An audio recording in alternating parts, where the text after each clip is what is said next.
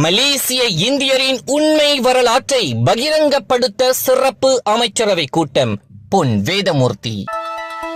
மலேசிய முன்னேற்ற கட்சி MAP செய்திகள். மலேசியாவில் தற்பொழுது பேசு பொருளாகியுள்ள அருள்மிகு தேவி பத்ரகாளியம்மன் ஆலயம் மற்றும் இந்து கோயில்கள் தொடர்பான பரந்த பிரச்சனைகள் குறித்து பேசவும், மலேசிய இந்திய சமூகத்தின் உண்மையான வரலாற்று ஆவண பதிவுகளை பகிரங்கப்படுத்தவும் மடானி ஒற்றுமை அரசாங்கம் ஒரு சிறப்பு அமைச்சரவை கூட்டத்தை உடனே நடத்த வேண்டும் என்று மலேசிய முன்னேற்ற கட்சி MAP தேசிய தலைவர் பொன் வேதமூர்த்தி கேட்டுக் கொண்டுள்ளார். கோலாலம்பூர் ஜலான் மஸ்ஜித் இந்தியா பகுதியில் உள்ள பத்ரகாளியம்மன் ஆலயம் இடமாற்றம் செய்யப்பட இருப்பதன் தொடர்பில் சட்டத்தை அனைவரும் மதிக்க வேண்டும் என்று பிரதமர் அன்வார் இப்ராஹிம் மார்ச் 25 காலையில் கருத்து தெரிவித்ததன் அடிப்படையில் அன்று மதியமே சுட சுட பிரதமருக்கு அனுப்பியுள்ள கடிதத்தில் மலேசிய சரித்திர சாதனை இயக்கம் இன்ராஃப் அமைப்பின் தலைவருமான பொன் வேதமூர்த்தி மேற்கண்ட கோரிக்கையை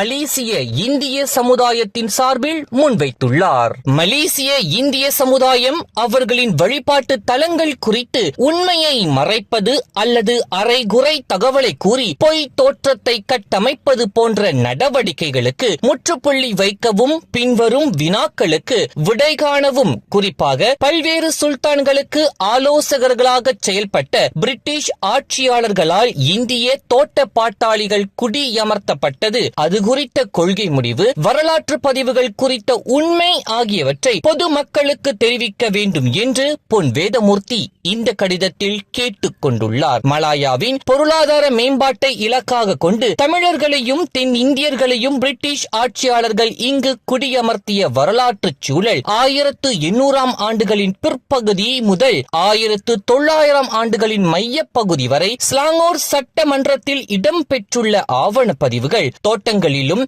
வசிப்பிடங்களிலும் தோட்ட தொழிலாளர்கள் ஆலயத்தை கட்டமைக்க பிரிட்டிஷ் ஆட்சியாளர்கள் வழங்கிய ஒப்புதல், மொர்டேகாவிற்கு முந்தைய பிரிட்டிஷ் மலாயாவில் 1956ஆம் ஆண்டு தேசிய கணக்கறிக்கையில் 70 விழுக்காடு வருமானம் தமிழர்கள் பாடுபட்ட தோட்டத்துறை மூலம் கிடைத்தது குறித்ததெல்லாம் சிறப்பு அமைச்சரவை கூட்டத்தில் ஆலோசிக்கப்பட வேண்டும். 1957 சுதந்திரத்திற்கு பின் 1 மில்லியன் தமிழ் பாட்டாளிகள் தொடர்பான மீள் குடியேற்றம் மலாயாவின் பொருளாதார வளர்ச்சிக்கும் நாட்டின் கட்டுமான மேம்பாட்டிற்கும் பெரும் பாடாற்றிய பாட்டாளிகள் இந்த மண்ணிலேயே வேர்கொண்டு 3ஆம் 4ஆம் தலைமுறையை எட்டிய பின்னும் இவர்களை இன்னமும் கைவிட்டு புறக்கணிப்பது குறித்தெல்லாம் சிறப்பு அமைச்சரவை கூட்டத்தில் ஒளிவு மறைவின்றி விவாதித்து நாட்டு மக்களுக்கு, குறிப்பாக இளந்தலைமுறைக்கு தெரிவிக்க வேண்டும். பிரிட்டிஷ் நிர்வாக அனுமதியுடன் கட்டப்பட்ட இந்து கோயில்கள் சுதந்திர மலாயாவில்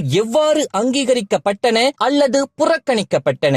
1955 தொடங்கி 1957 காலகட்டத்தில் இடம்பெற்ற மொர்டேகா அரசியலமைப்பு மாநாடுகளின் போது 4, 5 மற்றும் 6வது பிரிவுகளில் குறிப்பிடப்பட்டுள்ளபடி கோயில் அங்கீகாரம் மற்றும் இந்திய சமூகத்தின் நிலை விவாதிக்கப்பட்டதா அல்லது ரீட் அரசியலமைப்பு ஆணைய திட்டம் சமர்ப்பிக்கப்பட்டதா போன்றவையும் பக்க சார்பின்றி ஆலோசிக்கப்பட்டு அவை வெளிப்படையாக அறிவிக்கப்பட வேண்டும். மலேசிய 5 ஆண்டு பெருந்திட்டங்களில் இந்து ஆலயங்களின் நிலை எவ்வாறு வகைப்படுத்தப்படுகிறது? இதுவரை நிறைவேற்றப்பட்ட 12 பெருந்திட்டங்களில் இந்திய சமுதாயமும் இணைத்துக் கொள்ளப்பட்டதா என்பதெல்லாம் சிறப்பு அவசர அமைச்சரவை கூட்டத்தில் வெளிப்படை தன்மையுடன் ஆலோசிக்கப்பட்டு அவை குறித்து நாட்டு மக்களுக்கு தெரிவிக்கப்பட வேண்டும்.